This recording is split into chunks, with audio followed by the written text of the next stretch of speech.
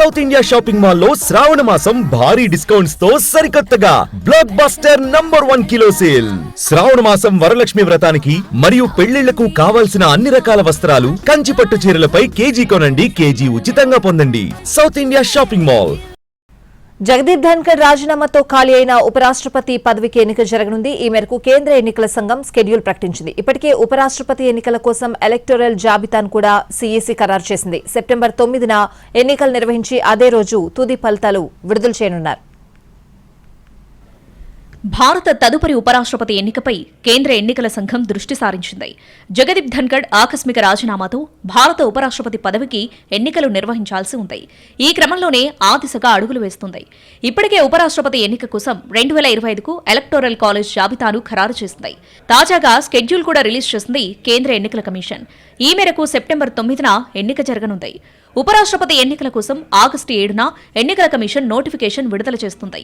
ఆ రోజు నుంచే నామినేషన్ల స్వీకరణ మొదలవుతుంది. ఆగస్టు 21 వరకు నామినేషన్ల స్వీకరణకు తుది గడువిస్తారు. ఆ తర్వాత ఆగస్టు 22న నామినేషన్ల స్క్రూటినీ ఉంటుంది. ఆగస్టు 25 వరకు నామినేషన్ల ఉపసంహరణకు గడువిస్తారు. అప్పటి వరకు ఒకరికంటే ఎక్కువ అభ్యర్థులుంటే ఎన్నిక నిర్వహిస్తారు. సెప్టెంబర్ 9న ఎన్నిక నిర్వహించి ఓట్ల లెక్కింపు కూడా చేస్తారు.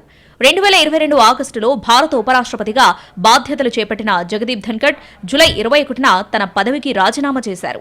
ఆయనకు మరో 2 ఏళ్ల పదవీకాలం ఉన్నప్పటికీ అనారోగ్య కారణాలతో రాజీనామా చేస్తున్నట్టుగా పేర్కొన్నారు.